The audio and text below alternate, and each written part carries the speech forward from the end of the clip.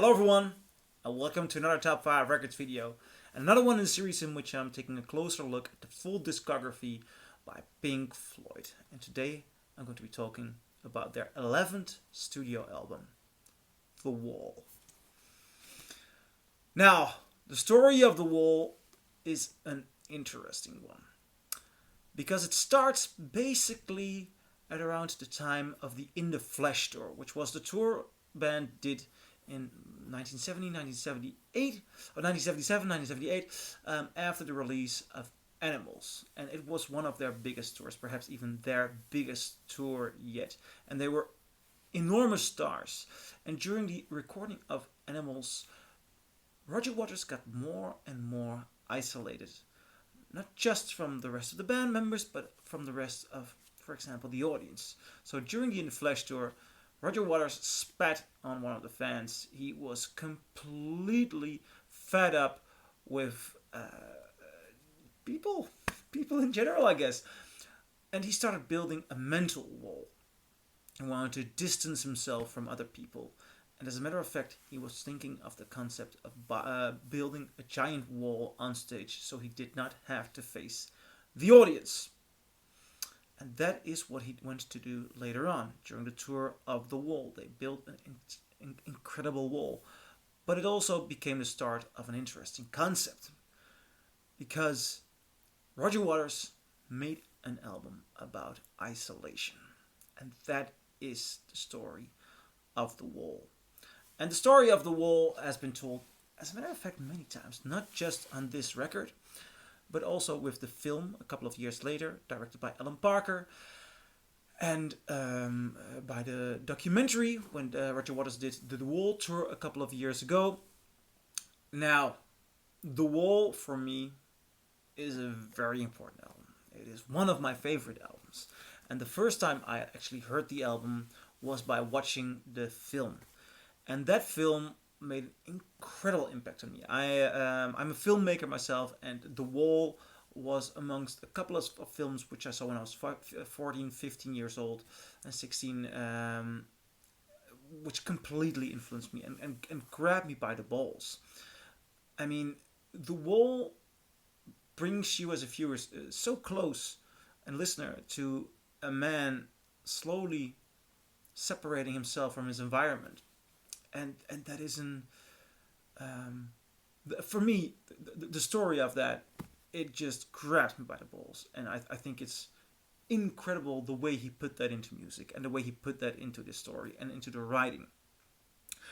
Now, if you take a look at the album, this track listing, I think it's purely amazing. It starts off with In the Flesh, which is somewhat of a speech towards an audience. Not somewhat, it is a speech towards an audience.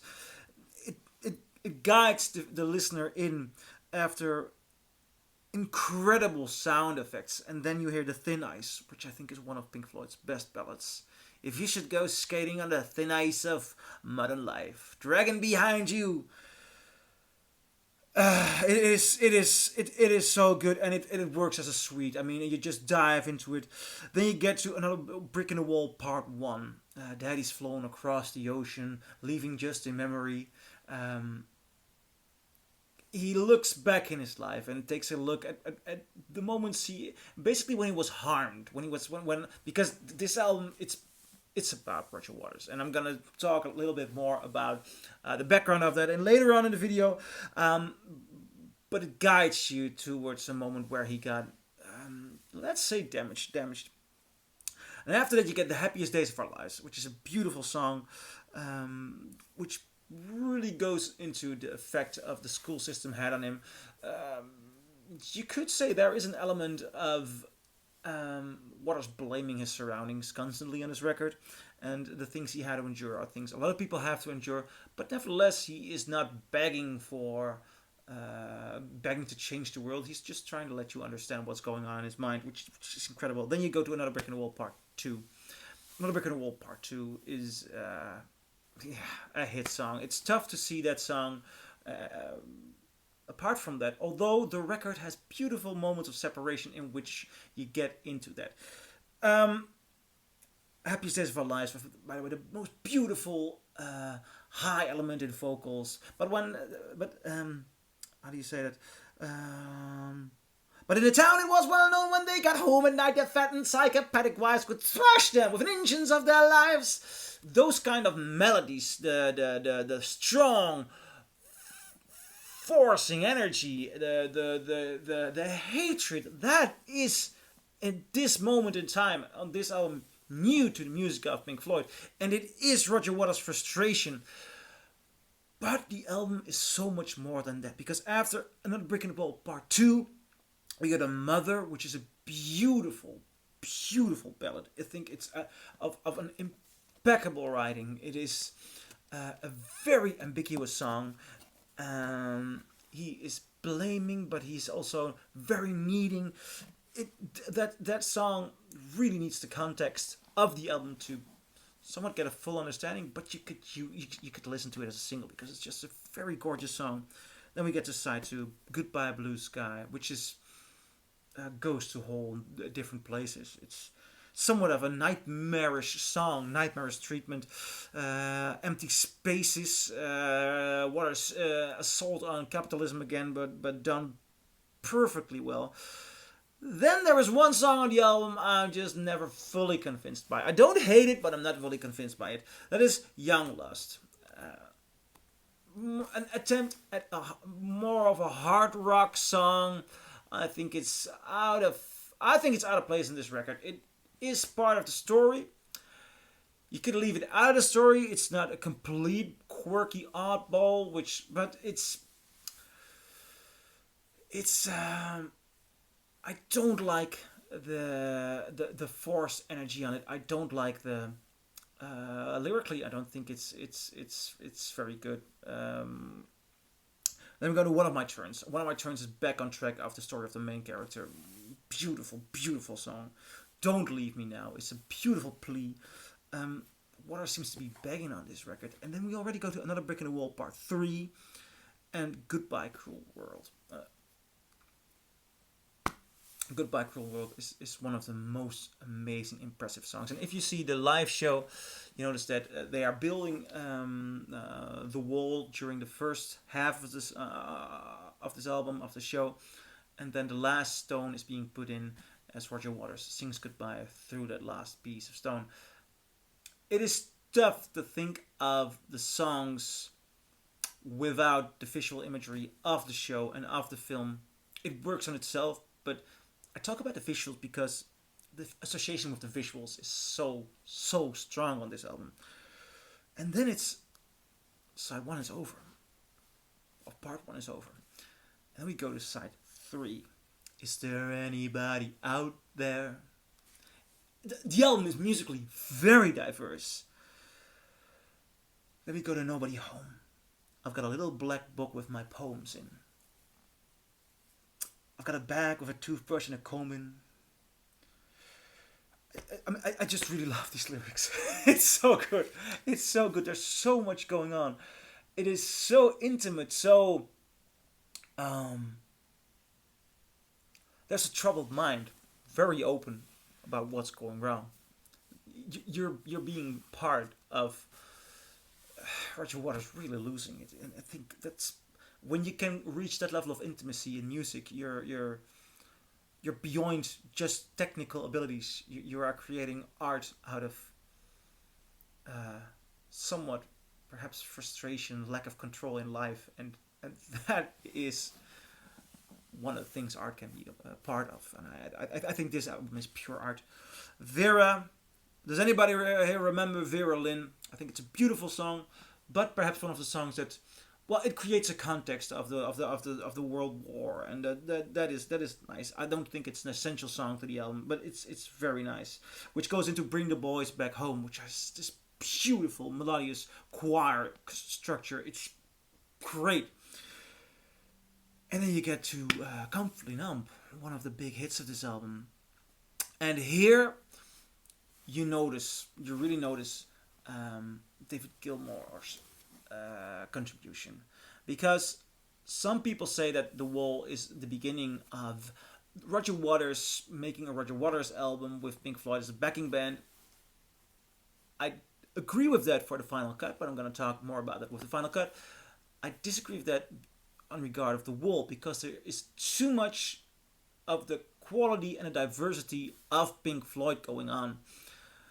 Comfortably Numb is one of the moments you can clearly hear Gilmour is adding up to the story of Waters. He is really understanding what is going on. Also, the way he's singing, his vocal attribution to the song is of a genuine quality, and Comfortably Numb is, I mean, an impeccable song. I think that solo is one of the best David Gilmour solos, together with Dogs, and well, there might be some more solos, but Comfortably Numb is on an incredible level. Then Hey You is such a beautiful, intimate ballad, and also Waters' vocals are going to extreme heights on this album. It is of the utmost quality. It's mesmerizing. Then side 4, the show must go on. That might be one of the 3 songs which could have been left off the album, but it's a very good song. I mean, I'm constantly thinking about the narrative. So narrative-wise, might have been left off, but it's a very good song. Then you go to the full version of In the Flesh, which is a very powerful song. I'd even call it a power ballad to some regard. It has hard rock elements. It has shouting, but it also has a layer of control. It's a speech made into a rock song. It is so good. Then we get to a real banger, Run Like Hell, and it's a beautiful banger of a song. Run Like Hell goes into Waiting for the Worms, and we're really into somebody becoming a fascist leader at this point, and you can hear it in the marching elements of the songs, and it's so well put together. It's of complete amazement, and it just goes on. The madness goes on and on and on until there's literally a song called Stop! I Want to Go Home, Take Off This Uniform and Leave the Show. And that moment is really necessary to put a halt to the linear construction of the story. I could put it like that. Because then we go into The Trial, and I think The Trial is one of the best Pink Floyd songs. It's a Bertolt Brecht, Kurt Weill style song, which has this incredible haunting quality, which looks back at the story we're just being told. And as a matter of fact, this song is critical to the perspective of Roger Waters, and it's really, really good about it. The Trial is an epic ending, and then there is this beautiful outro, called Outside the Wall, which is, I think it's pure poetry. This album is rock poetry. Don't let the stories of what was going on in the band keep you away from this album, because Waters might have hired and fired Nick Mason or Richard Wright, and you might think, it goes away from the quality of the band. No. There was much going on in the band, and it's tough to keep a band together, and it's tough to keep a band together with egos. And egos is always a very nasty word, huh? When an artist is being held hostage by their own ego, but they need their ego to function. You need an ego to stay alive in the music business, and sometimes that just dives well into madness. Waters at that point of this record, but madness being transitioned into cute music and into good storytelling, that is of an entirely new level. And I think The Wall is one of the best, the most ultimate rock albums ever. I'd even go as far as to say any album ever, because this is, I just hold it very dear to me.